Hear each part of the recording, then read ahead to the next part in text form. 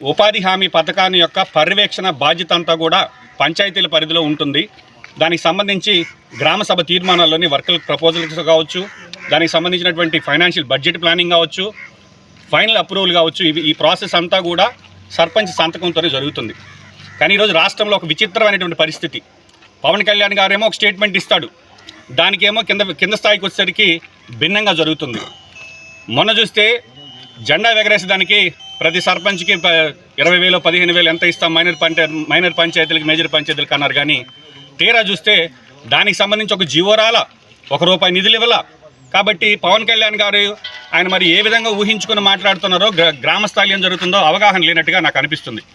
ఈరోజు రాష్ట్రంలో దాదాపుగా 25 లక్షల పని దినాలు ఒక రోజుకి జరుగుతుంటే ఎన్నికలకు ముందు, ఎన్నికలు అయిన తర్వాత ప్రతి గ్రామంలో ఆ గ్రామం తెలుగుదేశం నాయకుడు రావడం, ఉపాధి హామీ పనులు నిలిపివేయడం.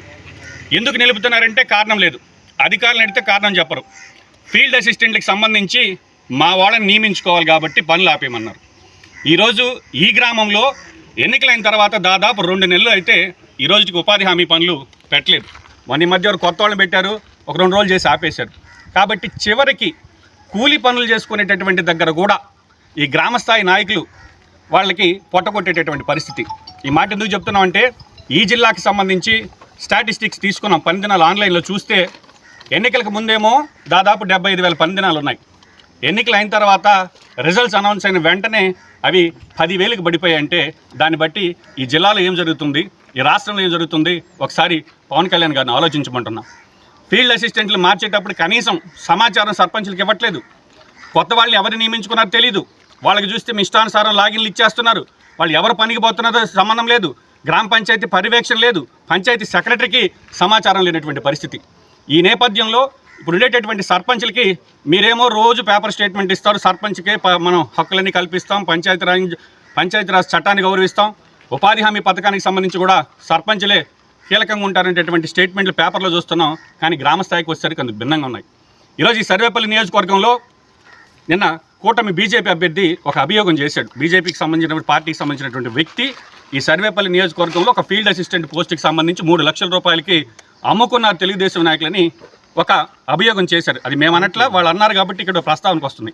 ఒక్క మనుబోలు మండలంలో 19 మంది ఎన్ఆర్జీఎస్ ఫీల్డ్ అసిస్టెంట్స్ ఉంటే వాళ్ళలో 4 మినహా మిగతా 15 మందిలో కొంతమందినేమో బలవంతంగా కేసులు పెడతామని రాజీనామాలు చేయించారు. కొంతమంది కనీసం ఏ నోటీసు సర్వ్ చేయాల. అసలు వాళ్ళు ఎందుకు తీసేశారో ఉన్నారో కూడా తెలియనటువంటి పరిస్థితి. వాళ్ళకి తెలియకుండానే కొత్త లాగిన్లు క్రియేట్ చేసి వేరే వాళ్ళని మేట్లుగా ఉండాల్సిన తీసుకొచ్చి ఫీల్డ్ అసిస్టెంట్లు చేసి పనులు చేయించేటటువంటి పరిస్థితి.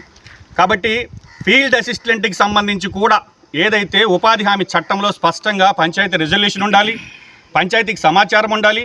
కాబట్టి పంచాయతీలని కనీస గౌరవం లేకుండా, సర్పంచులకి కనీస సమాచారం లేకుండా ఈ విధంగా చేయడం అనేది తగదని పవన్ కళ్యాణ్ గారికి ఈ యొక్క మీడియా సమావేశం ద్వారా తెలియజేస్తున్నా. వీటన్నిటి మీద కూడా ఈ మండలంలో ఏం జరుగుతుంది, జిల్లాలో ఏం జరుగుతుందో కూడా పవన్ కళ్యాణ్ గారి దృష్టికి కూడా తీసుకెళ్తాం. ఎందుకంటే తెలుగుదేశం ప్రభుత్వం అధికారంలోకి వచ్చిన తర్వాత పంచాయతీలు అంటే అది కూడా ఒక లోకల్ గవర్నెన్స్, స్థానిక సంస్థలు, వాటికి కొన్ని చట్టాలు ఉంటాయి, వాటికి సంబంధించినటువంటి హక్కులు ఉంటాయి అనేటటువంటి కనీస జ్ఞానం కూడా లేకుండా ఈరోజు మీరు చూస్తే అక్కంపేటకి సంబంధించి వాటర్ ప్లాంటు ఒక దాతగా మనం నిర్మించి ఉచితంగా చుట్టుపక్కల గ్రామాల వాళ్ళకి నీళ్ళు ఇస్తుంటే దాన్ని మూత వేయించారు, కేవలం పేరు మార్చాలనేటటువంటి ఉద్దేశంతో. కాబట్టి రాజశేఖర రెడ్డి పేరుతో రాజన్న జలధార ఉండకూడదంటారు, రాజశేఖర రెడ్డి పేర్లు ఉండకూడదంటారు, రాజశేఖర రెడ్డి గారి విగ్రహాలు ఉండకూడదంటారు. ఈ సంస్కృతి నిన్న సీనియర్ నాయకులు పాపం రామనారాయణ రెడ్డి గారు మాట్లాడుతుంటే నేను చూసా. ఈ విధంగా ఏదైతే మేకపాటి గౌతమ్ రెడ్డి గారి పేరు తీసేశారు సంగం బ్యారేజ్కి, నెల్లూరు ఆనకట్టకు చూస్తే నల్లపరెడ్డి శ్రీనివాసరెడ్డి గారి పేరు తీసేశారు. అయ్యా మీరు ఎందుకు తీసేశారంటే జగన్మోహన్ రెడ్డి గారు ఆ రోజు రామారావు పేరు తీసేశాడు కాబట్టి యూనివర్సిటీకి మేము కూడా తీసేస్తాం అంటారు. అంటే మళ్ళీ మీరు జగన్మోహన్ రెడ్డి గారు చేసిన పనులు మీరు చేస్తే జగన్మోహన్ రెడ్డి గారికి ఏ ఫలితాలు వచ్చాయో మళ్ళీ తిరిగి మనకి కూడా అదే ఫలితాలు వస్తాయనేటటువంటి విషయం గుర్తుపెట్టుకోవాలి. ఈ సంస్కృతి మంచిది కాదు. గ్రామాల్లో ఉండేటటువంటి పరిస్థితులు మారాలి. ఏదైతే ఈరోజు సర్పంచులకు సంబంధించి ఇంకా పదవీ కాలం ఉంది, గ్రామాల్లో అభివృద్ధి జరగాలంటే ఉపాధి హామీ పథకం చాలా కీలకం.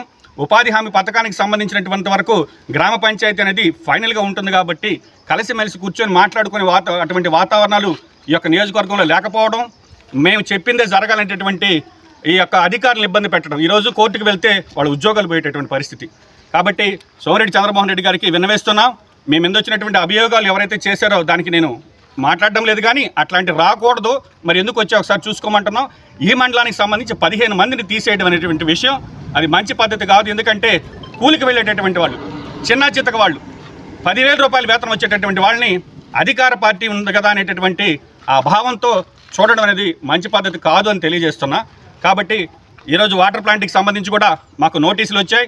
నోటీసులు వచ్చిన తర్వాత పంచాయతీలో చాలా సుస్పష్టంగా చర్చించాం. పంచాయతీ ఒక నిర్ణయానికి వచ్చింది. ఏమంటే గతంలో ఏ విధంగా అయితే మనం ఉచితంగా నీళ్ళు ఇస్తున్నామో తిరిగి అదే విధంగా ఉచితంగానే నీళ్ళు ఇవ్వాలి. ఉచితంగా నీళ్ళు ఇవ్వాలంటే పంచాయతీ దగ్గర ఉండేటటువంటి నిధులు సరిపోవు ప్లాంట్ నిర్వహణకి సంబంధించి. కాబట్టి 2 ఆప్షన్లు చెప్పాను నేను ఎంపీడీఓ గారికి. ఆర్డబ్ల్యూసీఐని పంపించండి, ఎస్టిమేట్ వేసి దాతలు ఎవరన్నా ముందుకు వస్తే ఏదైతే నిర్మించినటువంటి దాతకి వెనక్కి ఇచ్చేసి తెలుగుదేశం నాయకులు కనుక ముందుకు వస్తే సోమిరెడ్డి గారు ఫోటో పెట్టుకొని కూడా జరుపుకోమన్నాం. లేని పక్షంలో దానికి కుదరదన్నారు.